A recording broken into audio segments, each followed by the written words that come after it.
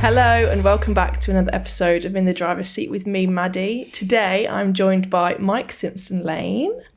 How are you? I'm very well. Very pleased to be here. Thank you, Maddie. Could you just start by telling us a bit about what you do, whereabouts you work, sort of thing? Yep, so my job title, my official title is Group Managing Director, and that's for a company called ACO Technologies PLC, and we are, in very simple terms, we are a system water management company. So if you think of the rain that comes down, it comes down in deluges.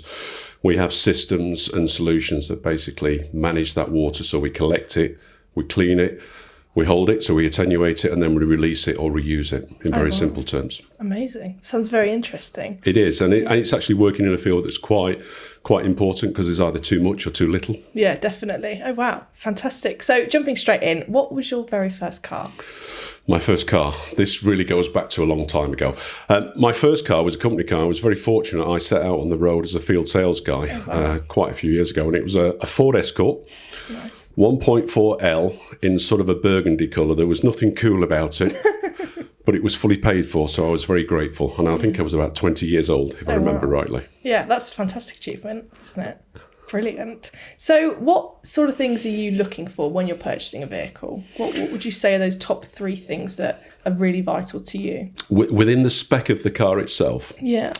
Depends what mood I'm in. Okay. Depends which car, because we've had a little pre-chat. Yes. So we've got 4 cars. Yep. We're the unofficial ambassadors for Audi in Northampton. I think that's fair to say. But we have dogs.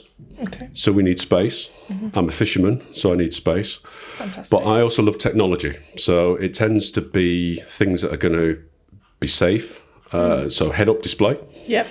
I think it's a Marmite. I think some people love them, some people don't. But you can dial them down these days. You don't have to have too much in there.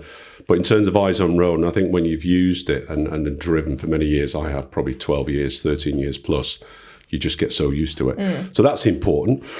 But I talked about Audi. So unadulterated Audi fan. Probably the Quattro system that I like.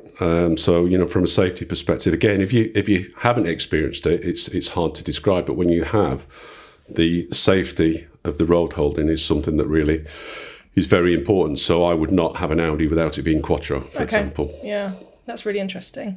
But from a gimmicky perspective, I've got an EV trying to do the right thing. Very nice. And I love the preheating. Yes. So in this cold weather that we've got, you can just have it nice and warm, and when the warmer weather comes, you can cool it down. So it's just horses for courses, really. It depends time of year, which car, and what you're doing.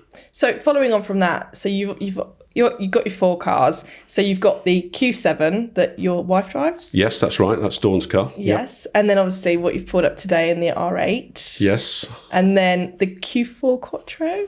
Yeah, Q4 e-tron Quattro. Yeah. What's your shift been like from obviously diesel and petrol to electric? Have you enjoyed that switch? How are you finding it? Well, it's interesting. I watched a couple of your episodes back. Interesting. EV feels like the right thing to do. I said at the start, we work with water, so it's got an environmental impact and requirement for us all. So I feel a responsibility, and we've just had grandchildren in the last few years, and you start to think ahead, and you think, what would the world be like for them? Yeah. So I feel sort of compelled to try it, but one of your last contributors mentioned the word soulless. And I just struggle. I do like cars. I do like the engine. I do like the noise. I do like the emotion that goes with driving a car. That's quite important. So I guess I'm a hopeful that maybe the biofuels will come along in the future. I think the path is not completely clear, is it? Exactly what will happen. But the EV, it's, reassuringly Audi. Everything's there. It's very conventional. I like the conventional setup. I'm not quite into the iPad setup, and some models some car companies have. Yeah.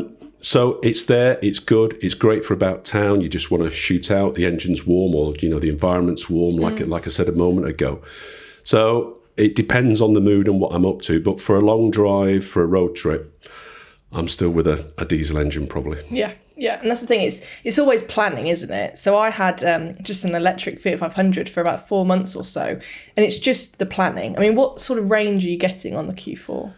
I don't think I'll get thanked by Audi for this, but I mean, it's badged up at 320, but I'm lucky to get 220. Okay. This time of year is probably 180, 190, something like that. So it's not fantastic. No. And I'm not being unkind to the car. I'm not punishing it. No. To be honest. No. And it's when you've got like your aircon on, your heated seats, your headlights, everything on, your window wipers, it does just drop. And I found with mine that when I would turn the music up, the range would actually decrease. You must have it very loud. I must have. I must have, yes. So what would you say is like your favourite car feature or innovation of all time? That's a really good question, because I think it depends partly the mood and where I'm going and what I'm doing. But I'm probably going to go with a head-up display. Yeah. Because I use it a lot. I am a boy. I like planes. I think about fighter pilots, and you know, and it's just taking something from something I would never have done. Yes. Into the car. Have you done many like sort of road trips or things? I know you mentioned outside when we were taking some photos of the cars that you'd take the R8 on a few like track days. Have you ever taken it anywhere quite exciting or gone abroad or something like that? Not the R8. I mean, the R8 probably does about 1,500 miles between MOTs. So Okay. so it's not been that far, but it's just a beautiful car to drive. And as we were chatting, it's nice to get it on a track because you can explore it. It's the only place you can in reality and do that in some safety. However, the S6 Avant, which is, you know, one of the Simpson-Lane fleet, as we call it, that goes to France with me fishing. So I will go on a 12, 13-hour drive into deepest France, fully laden up, camping for the week, fishing for carp, which is, you know, one of my passions in life. So it's not an exotic road trip per se, but that's a car that, you know, is tried and tested, drive through the night, and has got all the tech to get me there safely. And it's comfortable as well. They're a great size, aren't they? Really comfortable. Yeah. Everything you need. You can, you know, if I'm not taking the fishing kit, then, you know, the dogs, the family, the shopping, it's superb. And you've got performance, you know, should you want it. Exactly. It's always nice to have a little play with that right foot, isn't it? Absolutely. So what would you say is your dream or ultimate car? Well, that's interesting because I'm probably, I should probably go on record because I'm sure Dawn will watch this back at some point. But if I get a new car, usually the penalty is another dog in the family.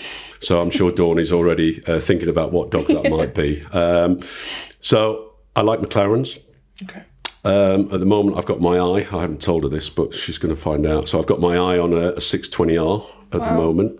But I do like the 650. It's a little bit of an older model. I think you can get them up to about 2016, 2017 possibly. But I really love the 650, the McLaren. Yeah. I love the doors.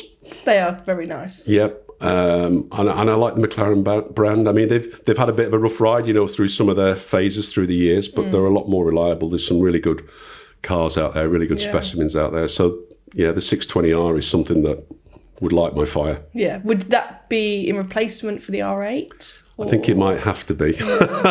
What sort of colour would you go for? Would you go for something quite out there or quite stealth and under the radar? As under the radar you can be in a McLaren? Well, there is like a Le Mans yellow, which would not be my thing. Normally I'm black, white, grey. Yeah. You know, when it comes to cars, pretty safe and pretty nice spectrum to go for. But I think it'll depend on the availability. So could be black. Yeah. As long as we've got the McLaren orange somewhere, you know, with the brake calipers and the seat belts and the interior. So as long as we got a little bit of contrast, I'm fine with black. Yeah, it's the little accents, isn't it, that just make it pop. Yeah. And that just is nice. As well as the 3.8 turbo as well. Yes. So just that on the side. Yes. So if you could only drive one car for the rest of your life, what do you think that would be? Great question. It's a difficult one. And you're such an Audi man. You've got so many different things to choose from. You're perfect. You've got a big SUV. You've got your sports car. You're going with the environment on the electric. And then obviously your S6 Avant for the dogs and family and things like that. So it is hard. So ultimately, if I think performance, practicality, which most of us have to balance. Yes. Because the McLaren, as much as you love it, the R8, as much as you love it, they're limited with what you can do for them. I think it would probably be the RS6 Avant, something like that, because you've just got just about everything you could want. It's an everyday car with more than everyday performance, and it's got tons and tons of space. Yeah, they are fantastic. They're special. So, final question. If you were to go on a road trip, you've got 4 seats to fill, who are you going to take with you? Anyone? This is going to be a really mixed bag, Okay. so bear with me. I think most people say this, but I would say this. I would definitely take Dawn. That's very good. She's a great navigator. She's a great chatter. She really loves to chatter. So that helps the journey, greases the wheels of the journey. One of my musical heroes is Gary Newman. I've been fortunate enough to meet him a couple of times at various pre-shows and that sort of thing. So he would definitely get a seat. In fact, Dawn actually proposed to me at one of his gigs, which is another story, possibly for another podcast another time. So he would definitely get a seat. He might not want to come, but I would offer him one. And then probably, I'm not sure I'm going to fill 4 seats, but definitely one more seat would be a politician. So I am going a little bit back in time. But a guy who's now known as Lord Deben, a chap I'm sure he won't mind me saying is into his 80s. But was known as John Selwyn Gummer. So he was the chairman of the Conservative Party back in the 80s, Margaret Thatcher. But put your politics aside, it's nothing to do with politics per se. He was a big champion for the environment. He created such things as the Environment Agency and what have you.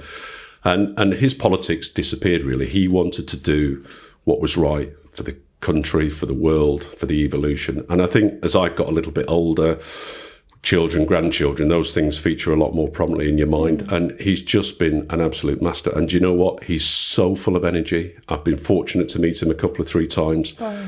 And he's just an inspiration, a really interesting chap. So they're definitely 3 seats. And probably, Maddie, we'd have to bring you along because you know so much about your cars. You could help me on the next purchase. Exactly. Yes. Perfect. Is that a good answer? That's probably the best answer I think we've had. Yeah. Thank you so much for coming on today. We've had a great time. Really looking forward to seeing the photos that we've taken. But yeah, have you got any questions? No questions, just a big thank you. I mean, it's been really nice. We've had a bit of fun outside. Grant's obviously always having a little bit of banter and what have you. But I think it's a wonderful thing you do. I think it really brings the subject to life. And there's so much you can do with cars. It's really interesting, isn't it? You know, it's as I said, it's horses for courses. So it's been a really nice chat and nice to spend some time with you and the team here today. Amazing. Thank you so much, Mike. Thank you, Maddie.